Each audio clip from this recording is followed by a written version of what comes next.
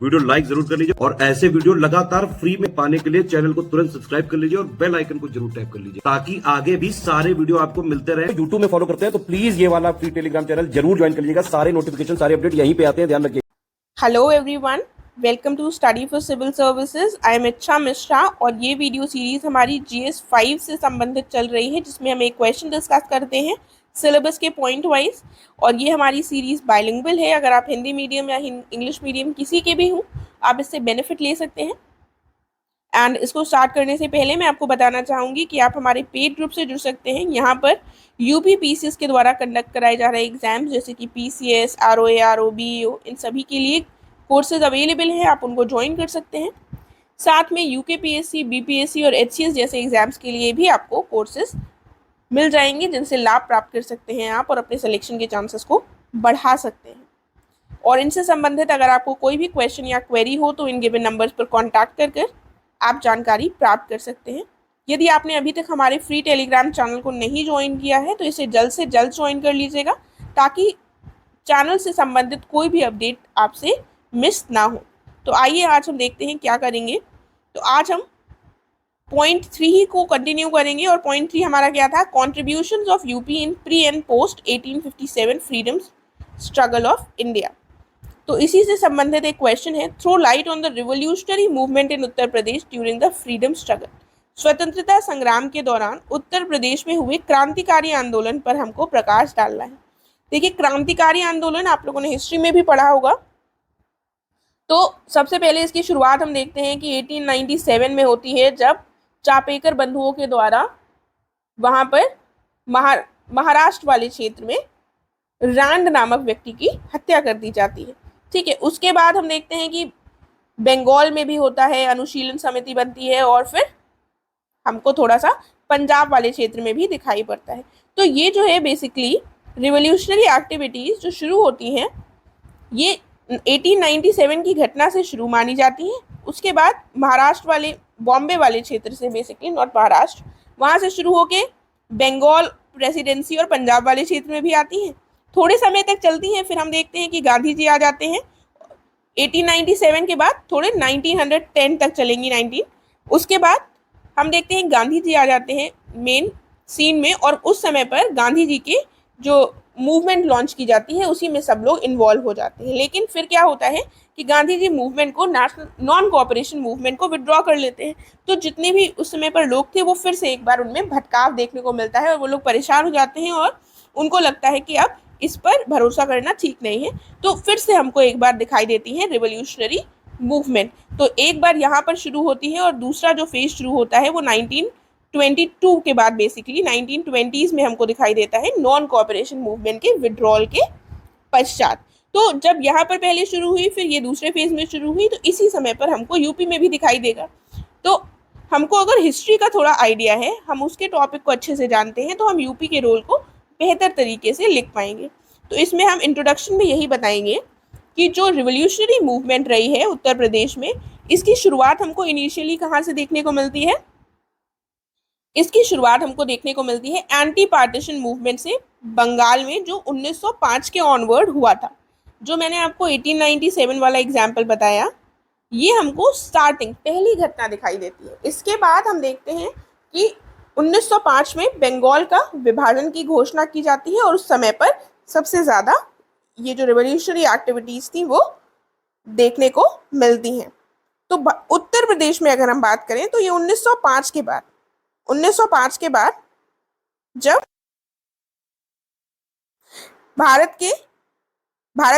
बंगाल के विभाजन की बात की थी, तो वहां पर हमको दिखाई देती है। लेकिन उत्तर प्रदेश में सबसे ज़्यादा हमको रिवोल्यूशनरी एक्टिविटीज़ 1920 के दशक में दिखाई देती है। ठीक है, तो ये कब दिखाई देंगी हमको उत्तर प्रदेश में रिवोल्यूशनरी एक्टिविटीज़ का इंक्रीज, और कब स्टार्टिंग हमको दिखाई दी, वो हमने मेंशन कर दिया अपने इंट्रोडक्शन में। अब हमको अपने मेन बॉडी पार्ट में हम बताएंगे। देखिए, आपने नाम सुना होगा HRA और HSRA। इससे कौन कौन संबंधित था? चंद्रशेखर आज़ाद और भगत सिंह लोग इसी से संबंधित थे, और इनकी जो स्थापना है वो हमको उत्तर प्रदेश में दिखाई पड़ती है, और दिखाई पड़ता है कि इस समय पर रिवोल्यूशनरी एक्टिविटीज़ काफ़ी ज़्यादा हुई। तो सबसे पहले जो स्टार्टिंग में हुआ था स्वदेशी मूवमेंट के समय पर, यानी कि बंगाल विभाजन के पश्चात, तो वो काफ़ी छुटपुट एक्टिविटीज़ थी, इतना ज़्यादा नहीं था। और 1920s का ही फिर हम डिस्कस करेंगे, क्योंकि यहाँ पर हमको मेजर इंक्रीज दिखाई देती है। तो हिंदुस्तान रिपब्लिकन एसोसिएशन यानी कि HRA जो है, ये अक्टूबर 1924 में कानपुर उत्तर प्रदेश में स्थापित किया गया था। और वो कौन कौन से रिवोल्यूशनरीज थे जिन्होंने इसको स्थापित किया? राम प्रसाद बिस्मिल, जोगेश चैटर्जी, चंद्रशेखर आजाद, योगेंद्र शुक्ला, सचिंद्रनाथ सान्याल, इन सारे लोगों ने मिलकर इसको यहाँ पर स्थापित किया। इसका एम क्या था? इसका उद्देश्य था कि जो औपनिवेशिक शासन है इसको समाप्त करना है और संयुक्त राज्य भारत यानी कि federal Republic of United states of India, इसकी स्थापना करनी थी एक सशस्त्र क्रांति के द्वारा, यानी कि एक आर्म्ड रिबेलियन के द्वारा। इनको कॉलोनियल जो रूल था वो समाप्त करना था और इसकी स्थापना करनी थी। तो ये HRA एक मेजर रिवोल्यूशनरी ऑर्गेनाइजेशन था जो कि यूपी में इसका ऑर्गेनाइजेशन किया गया था, स्थापित किया गया था। लेकिन फिर हम देखते हैं एक काकोरी ट्रेन एक्शन। तो ये जो काकोरी ट्रेन एक्शन है ये भी HRA के जो लोग थे उनके द्वारा किया गया। देखिए, ये जो काकोरी ट्रेन एक्शन था इसको बेसिकली रॉबरी के नाम से भी जाना जाता है, तो इसको नेगेटिवली नहीं लेना है, लेकिन इसके बारे में हमको थोड़ा पता होना चाहिए कि ये एक्शन था क्या बेसिकली। तो इस एसोसिएशन के जो लोग थे उनको पैसों की ज़रूरत थी, तो पैसों की ज़रूरत थी, वेपन्स की ज़रूरत थी, तो इसीलिए उन लोगों ने इस ट्रेन में लूट की थी ताकि उनको ये सारी चीज़ें प्राप्त हो सकें, जिससे कि वो जो अंग्रेज़ हैं उनका सामना कर सकें। ठीक है, तो ये जो काकोरी जगह है ये कहाँ पर है ये भी इम्पोर्टेंट है। ये जो काकोरी एक विलेज था लखनऊ के पास, ठीक है, तो ये भी यूपी में ही था। तो यहाँ पर ये काकोरी ट्रेन एक्शन हमको देखने को मिलता है 9 अगस्त 1925 को। यहाँ पर ईयर और वो नहीं मेंशन है डेट, तो ये जो इंसिडेंट हुआ था ये 9 अगस्त 1925 को हुआ था। ठीक है, तो इंसिडेंट कोई भी अगर जैसे हिस्ट्री में आपको लिखना होता है तो उसका अगर आप डेट और ईयर मेंशन करते हैं तो वो अच्छा रहता है, तो ध्यान रखिएगा। इस केस में अशफाकुल्ला खान, राम प्रसाद बिस्मिल, रोशन सिंह, राजेंद्र लहेरी को फांसी की सजा सुनाई गई थी और ये एक मेजर सेटबैक था इस ग्रुप के लिए, जो ये लोग इसकी इंपॉर्टेंट मेंबर्स थे। फिर हम क्या देखते हैं कि ये जो ग्रुप था इसने फिर से अपने आप को रिवोल्यूशनरी ग्रुप ने रीऑर्गेनाइज किया।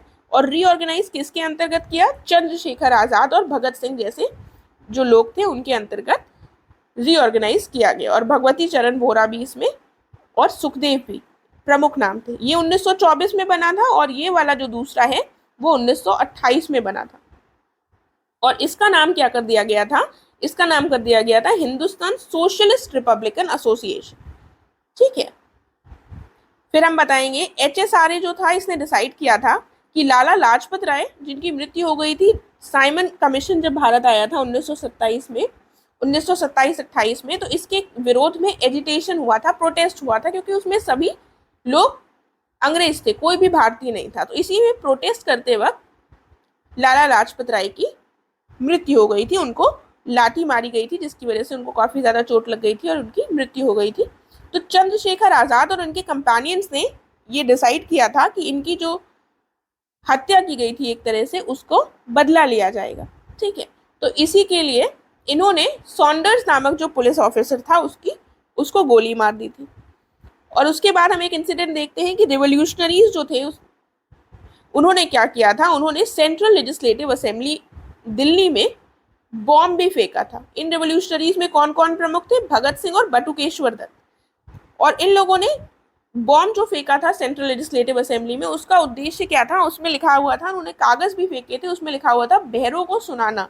इनका उद्देश्य किसी को चोटिल करना नहीं था, लेकिन केवल अंग्रेजों के जो अंग्रेज एकदम शांति से बैठे हुए थे, शांति इन द सेंस कि उनको कुछ भारतीयों की बात समझ में नहीं आ रही थी, उनकी बात सुनने को तैयार नहीं थे, इसीलिए बहरों को सुनाने के लिए उन्होंने ये किया था। और इसमें इनको जयदेव कपूर और शिव शर्मा जैसे रिवोल्यूशनरीज ने साथ दिया। देखिए, आपको पता है कि ये आपका यूपी से संबंधित क्वेश्चन है, तो आप सिर्फ भगत सिंह और बटुकेश्वर दत्त के बारे में नहीं बताएंगे क्योंकि ये लोग यूपी के रिवोल्यूशनरीज नहीं थे। तो इनको जो यूपी के लोगों ने असिस्ट किया उनका नाम भी अगर आप एडिशनली लिखेंगे तो आपका जो आंसर है उसकी वैल्यू बढ़ जाएगी। जयदेव कपूर और शिव शर्मा का नाम भी आपको याद रखना है। उसके बाद फिर हम देखते हैं ये जो एक्टिविटीज़ थी रिवोल्यूशनरीज की, इसमें फिर से गिरावट देखने को मिलती है। कब गिरावट देखने को मिली?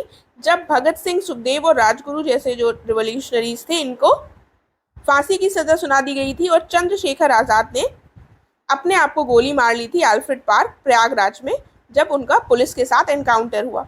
इसके साथ ही जो यूपी में रिवॉल्यूशनरी एक्टिविटीज़ थी वो धीमे धीमे कम होती गई। तो ये हमने जितनी भी एक्टिविटीज़ यूपी में थी रिवॉल्यूशनरीज की, वो हमने डिस्कस कर ली डिटेल में।